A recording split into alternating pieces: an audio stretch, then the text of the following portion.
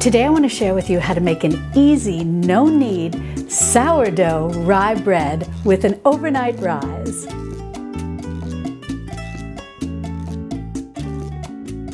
Hi sweet friends, I'm Mary and welcome to Mary's Nest, where I teach traditional cooking skills for making nutrient-dense foods like bone broth, ferments, sourdough, and more. So if you enjoy learning about those things, consider subscribing to my channel and don't forget to click on the little notification bell below. That'll let you know every time I upload a new video. Well, this is such an easy rye bread to make because your sourdough starter is going to do all the work. Now, all you're going to need to make this sourdough rye bread is 4 ingredients. But don't worry, you don't need to write anything down because if you open the description under this video, you'll see the word recipe with a link next to it. If you click on that, it'll take you over to my website, Mary's Nest, the same name as my YouTube channel. And there you can either read the recipe online or you can print it out. Now, when it comes to the flour that you need for making this sourdough rye bread, you have a couple of options. If you have rye flour that you've purchased from the grocery store, that's great. You're going to need 2 cups of that rye flour and then 1 cup of either all-purpose flour or bread flour. But if you have whole rye berries like what I've got here, you can grind these to make your own fresh rye flour. And if you do decide to make your own whole grain rye flour, you've got a couple of options as to how to use that flour to make this sourdough rye bread. Now, after you grind your grain into flour, you're going to need a total of 3 cups of flour. And what I recommend is that you set aside a little more than 2 cups of the whole grain flour. And then take some more rye flour, some more of your whole grain rye flour, and sift out as much of the bran and germ from that you can. And that's basically going to be your all-purpose rye flour. And then go ahead and add that in to the 2+ or so cups of the whole grain rye flour that you set aside, so that in the end you have a total of 3 cups of flour. Optionally, you can grind enough of your rye berries to have 2 cups of whole rye flour and then simply add in a cup of any all-purpose flour or bread flour that you've purchased from the grocery store. And generally, I just want to give you a little rule of thumb here. If you are grinding your whole rye berries into flour, you need about a cup of rye berries to yield about 1.5 cups of flour. Now I'm going to go ahead and grind my rye berries, and I'm using a mock mill. This is a mock mill 100. I did a lot of research before I bought a grain mill, and I am so happy with this. Now the 100 is the smaller mock mill. They also have the mock mill 200, which is the larger mock mill, but this works perfect for our family size. Now, as I said, I researched this and I purchased this myself, and this is not a sponsored post, but I've been so pleased with this grain mill that I contacted the folks at Mock Mill, and they were kind enough to give me a discount code for my viewers. So be sure to check the description underneath this video if a Mock Mill is something that you want to consider buying. The discount code helps discount the price a little. Well, I've got my rye berries in the hopper here, and now we'll go ahead and grind this grain. Well, I've ground my rye berries, and I just want to mention that the mock mill has a setting from 1 to 10. And really what it does is it varies the coarseness of the grind of your grain. And I generally like to set it on 5 because I find it's just a good all-purpose grind to my grain. Now, if you're going to be sifting some of the bran and germ out of your rye flour that you've just freshly ground, you can use a basic strainer like this, or you can get fancy and use a baker's sifter, which has got a finer mesh. And so this is really good at basically getting out every last bit of bran and germ. But if all you have is a strainer like this, that'll work too. And these tight mesh strainers like this are fairly easy to find. You may even find it in the kitchen aisle at your local grocery store. You'll definitely see them at kitchen stores. And I'll be sure to put a link below in the description if you want to look for one online. They're very reasonably priced, but look locally because they're usually pretty easy to find. But today what I'm going to do is sift mine, about about a cup or so of the flour, of my freshly ground rye flour. I'm just going to use the plain regular strainer that I have here, since I know most folks have that. So we'll just go ahead. I'm just going to put in about a cup, and I'm going to sift out, whatever I can in terms of the bran and the germ. And as you sift out the bran and the germ, this is basically what you're going to be seeing in your strainer. Now, you don't need to throw this out. You can put this in a container or plastic bag, whatever you have, and you can pop it into your refrigerator or your freezer where it'll stay fresh even longer. And you can save this and add this into when you're making something where you want extra bran, like bran muffins or homemade bran cereal, things like that. And even though those are generally made with wheat bran, you won't notice a significant difference if you're using this in small amounts and you're mixing it along with other flour that you may have sifted out the bran and the germ, such as the wheat flour. So I'm just going to go and sift this a little more to try and get out as much bran and germ as I can to make my own little version of an all-purpose rye flour. Now, once you've sifted out as much bran and germ as you can get from about that cup of whole grain rye flour, go ahead and add that in to the 2+ or so cups that you've set aside of the unsifted whole grain rye flour. And just make sure that in the end, you have a total of 3 cups of flour. And the same applies if you're using store-bought flour. You want your 2 cups of rye flour and your 1 cup of all-purpose or bread flour. Now, I never want you to worry about sifting out some of the bran and germ, not only from our whole rye flour, but any whole grain flour for that matter. And I never want you to worry about adding some all-purpose flour or some bread flour to your whole grain flour when you do whole grain baking. And the reason is, this is a practice that's been done for centuries. Our ancestors knew that by sifting out a little bit of the bran and the germ, the bread would be lighter, more pleasing to the palate, and easier to digest. And you've still got plenty of nutrition from the bulk of the whole grain flour that you're using, plus the fact that we're making this a sourdough. So once you get all of your 3 cups of flour in your bowl, go ahead and take a whisk. You just want to make sure that that flour that you've sifted, or the all-purpose or the bread flour that you've added to your whole grain rye flour, you just want to make sure that you get it all very well incorporated. Now, if you've got a little bit of your whole grain rye flour left over from when you ground it fresh, don't worry about that. You can put this in a plastic bag or a container, whatever you have, and you can pop it in your refrigerator. It'll stay fresh, but you can also put it in your freezer and it'll stay fresher longer. And then you can use this next time you're making some rye bread, or you can use it to feed your starter, or you can even use it to start a starter if you want to try making my foolproof starter, which I use rye flour to make. And I'll be sure to link to that video where I show you how to make that foolproof starter in the description below and in the iCards. So if you've ever been challenged making a sourdough starter, you may find that if you can find some rye flour and you can start making your starter with that, it'll be very, as I say, foolproof. It's pretty foolproof because rye has a certain type of starch in it that the yeast really like to eat. And so the rye sourdough starter gets going very quickly, and a little more quicker than if you use all-purpose flour, and a little more quicker if you even use whole wheat flour. And that gives the new sourdough starter baker confidence, and you feel happy because it started, pretty quickly, sometimes in 2 to 3 days. Now, the next thing that you're going to need is 1 teaspoon of salt. And I just have a plain fine ground sea salt here, but use whatever you've got. But you just want a fine ground salt. And then you're going to want to take your whisk again and just make sure that you get that salt very well incorporated with your flour. Okay, now we're going to set our flour salt mixture aside, and we're going to get a nice big bowl.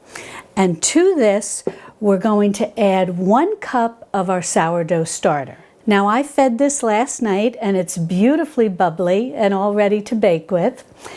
Now, let me just say a word about my sourdough starter. If you've been with me a while, you know that I'm very, I should say, very casual when it comes to my sourdough starter. I'm not one to weigh ingredients. I basically feed it to a consistency that I think is about 100% hydration, which means equal parts water and flour. And so basically what I do is measure out a cup of water, throw that in, and then I scoop in with a spoon flour into my measuring cup. And that's about the equivalent weight-wise to the cup of water. It's not perfect, it's not exact, but it's close enough for me.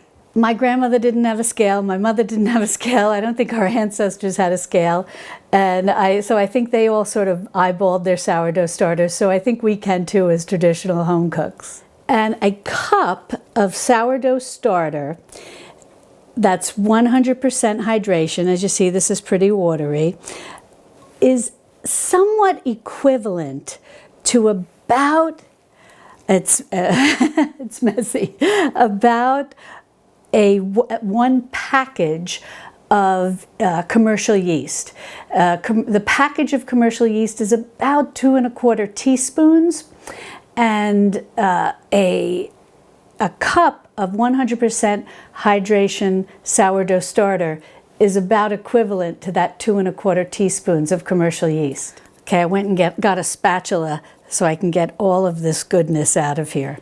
Now, I don't want you to worry if your sourdough starter looks a little looser than mine or slightly thicker than mine. It'll be fine. This is going to come out fine, so I don't want you to worry about that.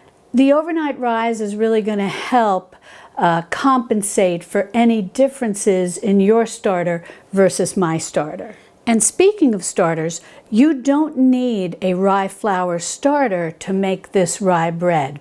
My starter is actually a little bit of a mishmash. I kind of feed it with whatever I have. I'm very, as I said in the beginning, I'm very flexible about this.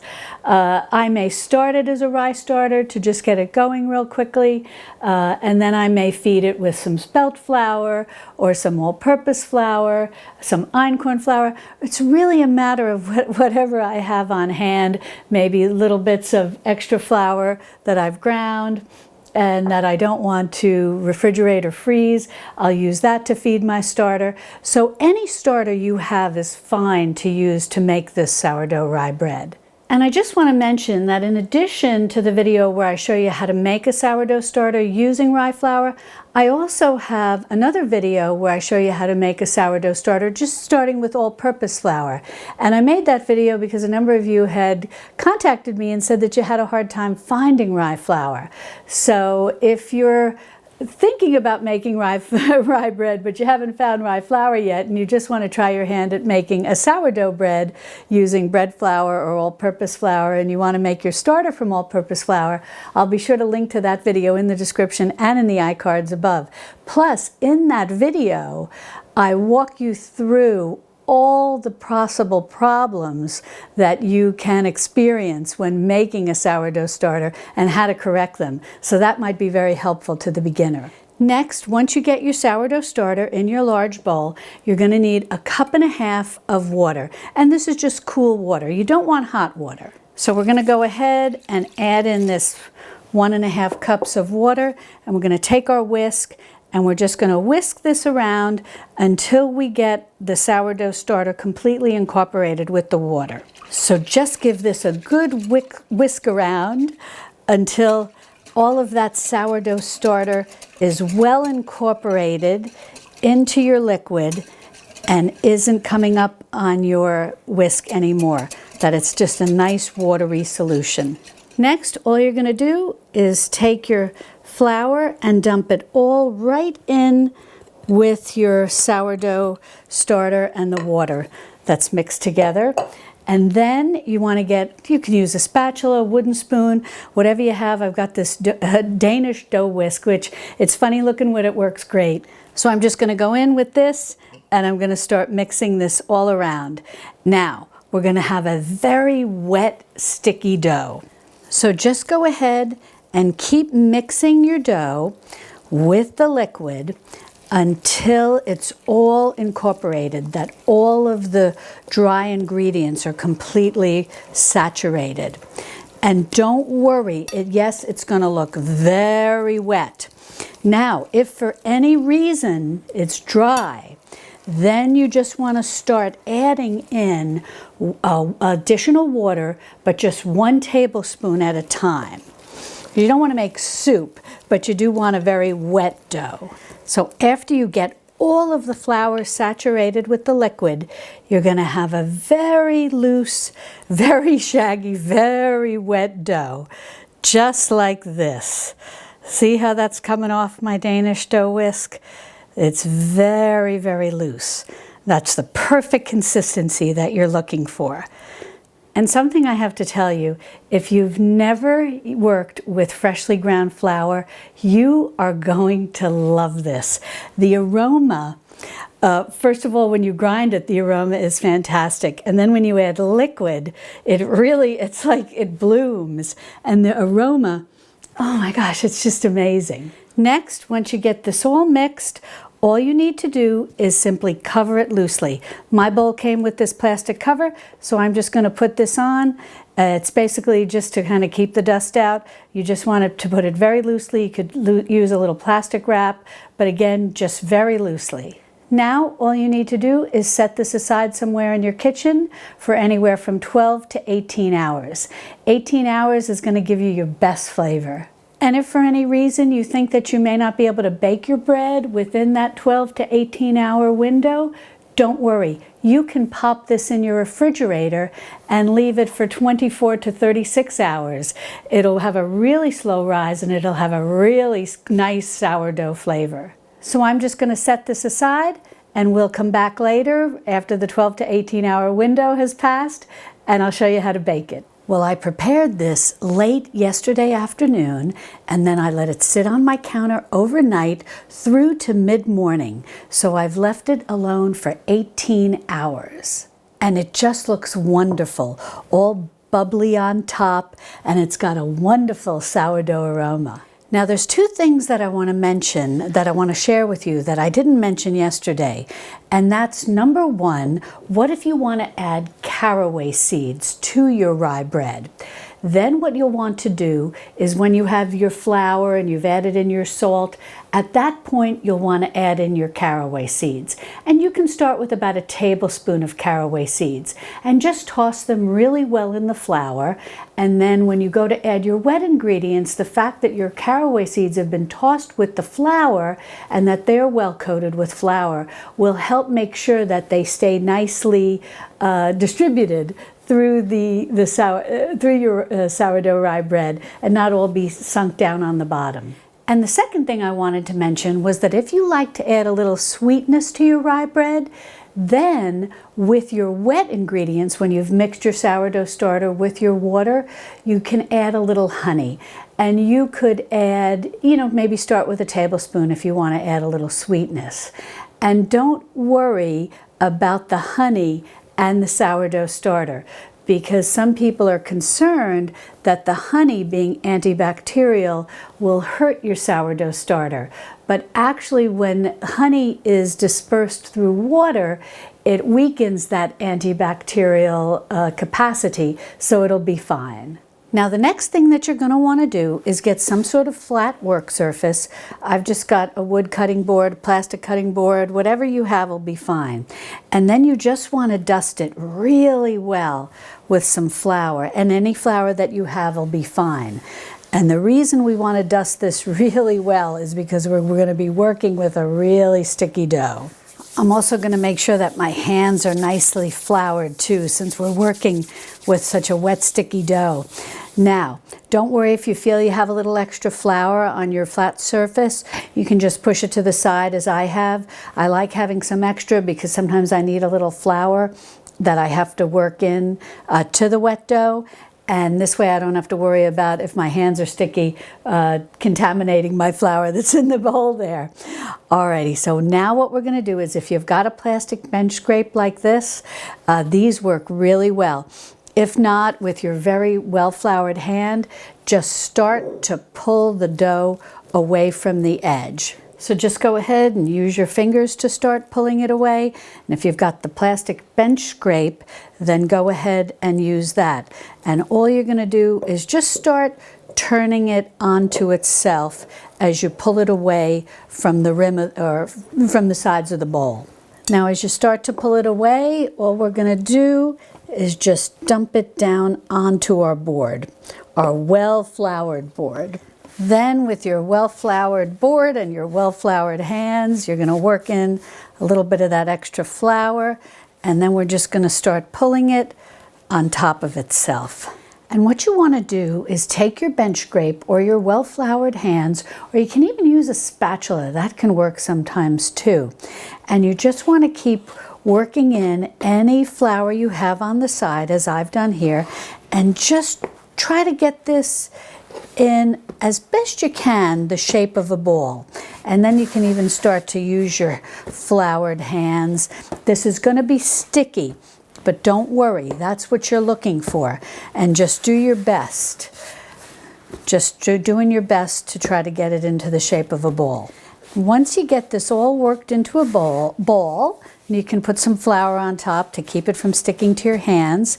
And you just want to make sure that you've got your seam there down on the bottom. And just get that into a nice ball. And then what we're going to do is we're just going to push this aside just for a second. I'm just going to clean my board off and I'll show you the next step. Next, you want to get some type of towel. What I've got here are my cotton flour sack towels. If you've been with me for a while, you know I use these a lot, especially when I'm straining my bone broth. But what we're going to do today is we're going to use this to hold our bread.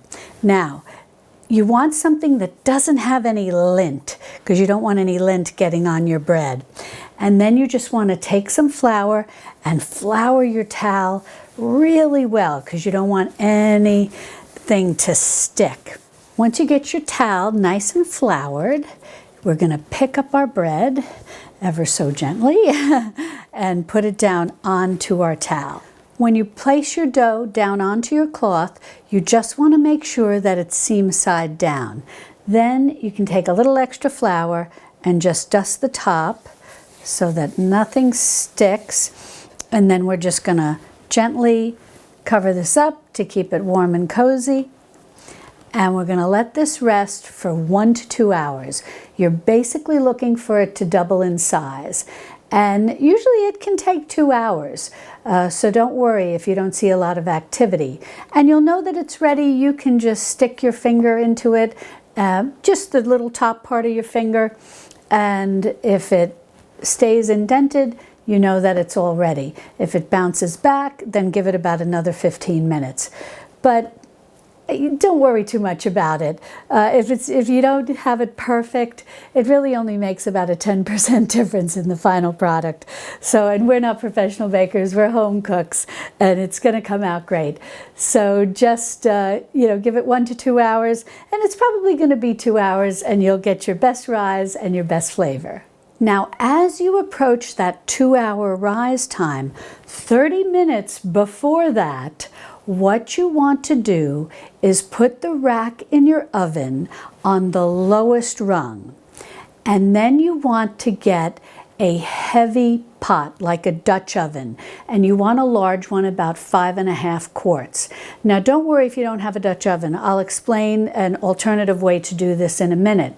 But if you're just doing the traditional no-knead way, get your large Dutch oven, cast iron or enameled cast iron, whatever you have, and you're going to put that with the lid on. Make sure that the knob on the lid can be put into the oven, and put that into your oven, as I said, with the lid on, and then preheat your oven to 475 degrees Fahrenheit.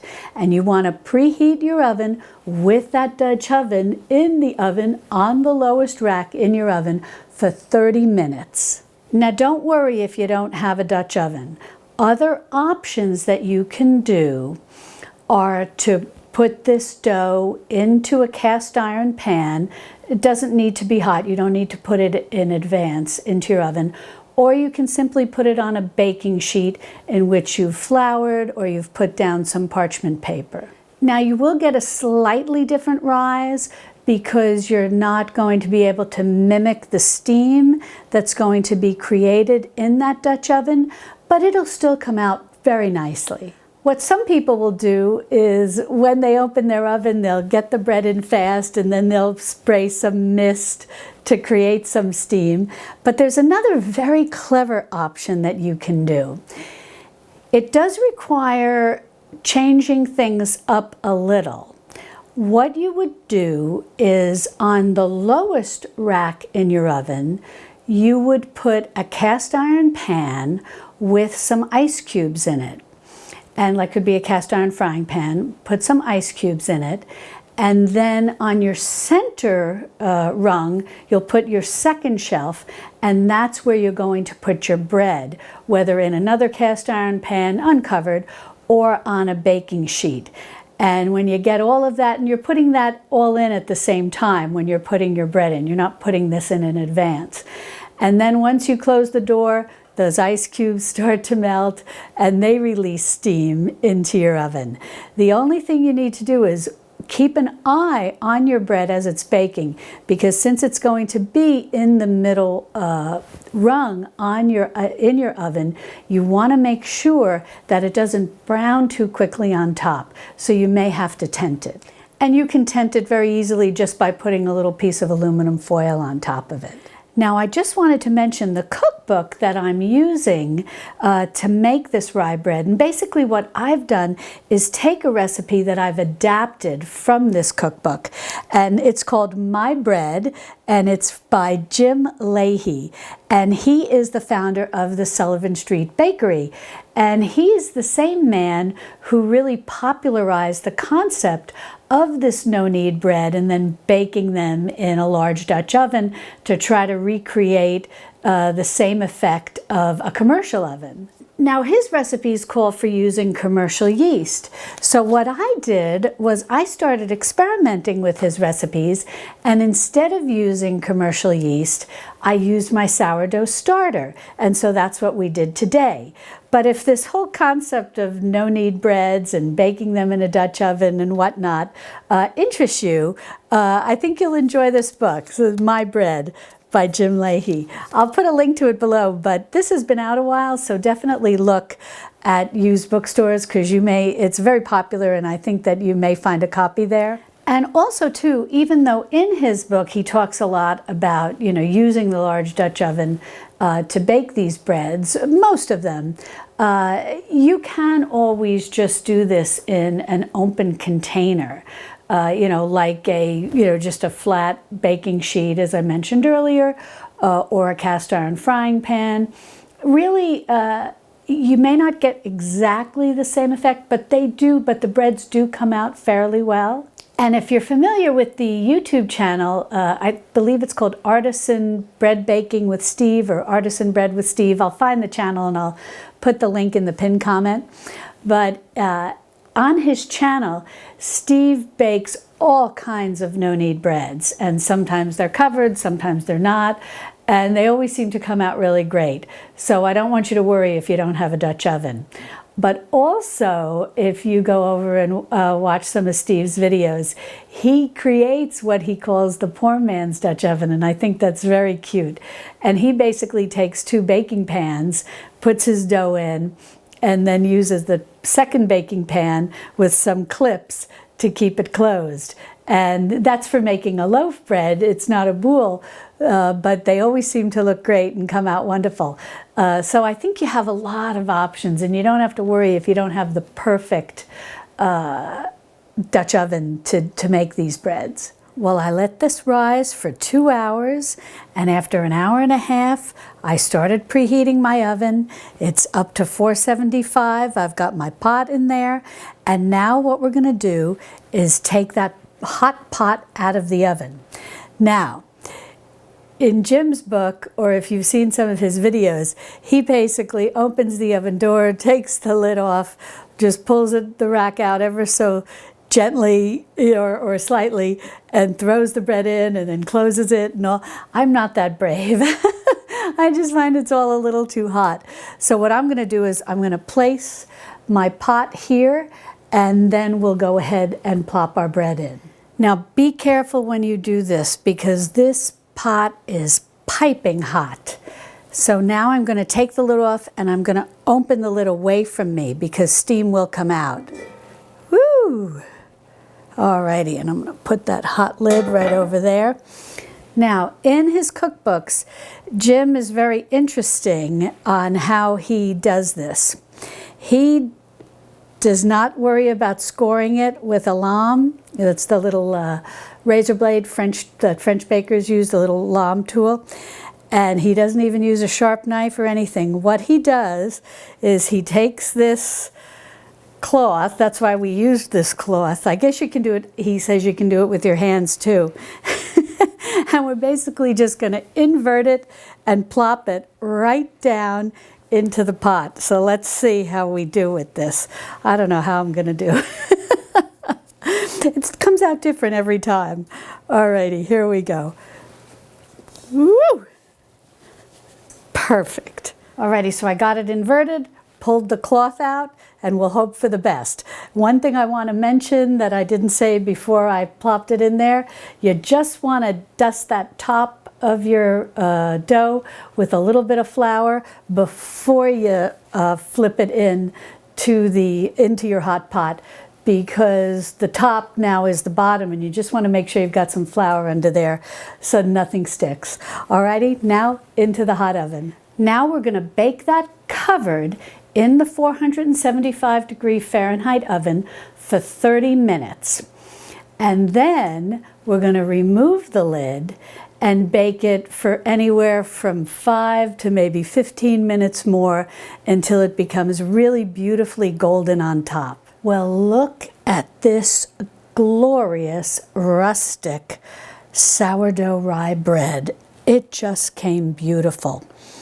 Now, I baked this for 30 minutes with the lid on, and then I took the lid off and I baked it for about another 10 minutes with the lid off to get this nice golden brown color, and I think it looks beautiful. I never 100% know how the shape is going to come out when I use the cloth method and the dumping over like that, but I'm just so pleased with how this came. Now this is very hot, so I'm just going to use a spatula to lift this out and put it on the cooling rack here. Now, even though using that cloth method does seem like a little precarious, and flipping it over and allowing the bottom to then become the top and not worry about scoring or anything makes for a rustic loaf, as opposed to if you had cut it with a sharp knife or a lame. However, I really like the way that the breads come out using this system. And also too, I prefer doing this as opposed to where you put your loaf on a piece of parchment paper and score it and then lower it down into the hot pot. Yes, it's a little easier, but then you've got to pull that parchment paper out after you take the lid off and let it bake a little longer in the oven. You know, the same concept. But what I find is that even after I remove the parchment paper, I never quite get the even nice coloring and even baking around the edges. So it's really a matter of kind of like what you may find easier or what you like better. You know, it does come very rustic. You see I've got this like little piece sticking out here, but I don't mind that at all because I just feel it bakes up better and more evenly without the parchment paper. So I highly recommend you trying Jim's technique of lifting it on a cloth and just flipping it right over. And what's nice is too, you don't have to worry about any of the scoring and all. You just kind of let it crack wherever it feels like it. But this came beautiful. Now for the test here, hear that? That's exactly what you're looking for. A nice kind of hollow sound. You'll know that your bread is well baked inside. Now we do want to let this cool, so I'm going to let this cool for about an hour, then we'll slice it and we'll see how it looks inside. Well, this is still warm, but it's difficult to resist warm bread, so I'm just going to have to slice into this. Plus, the fragrance of the rye. Oh my gosh, it just smells wonderful. Well, let's slice this down the middle so we can see how the crumb looks. Oh, listen to that. Well, look at this glorious crumb. Oh my gosh, this rye bread looks so good. Alrighty, now we gotta slice a slice and give it a taste. Look at this glorious slice of bread. Oh my goodness, I just love rye bread. So of course we're gonna have to put a little butter on it before we give it a taste. Okay, I wanna get a little bit of this crust. It's just so crunchy. Mmm.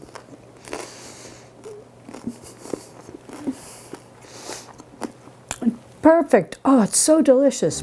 Well, if you'd like more sourdough bread recipes, be sure to click on this video over here, where I have my complete sourdough starter guide along with a number of other sourdough bread recipes. And I'll see you over there in my Texas Hill Country kitchen. Love and God bless.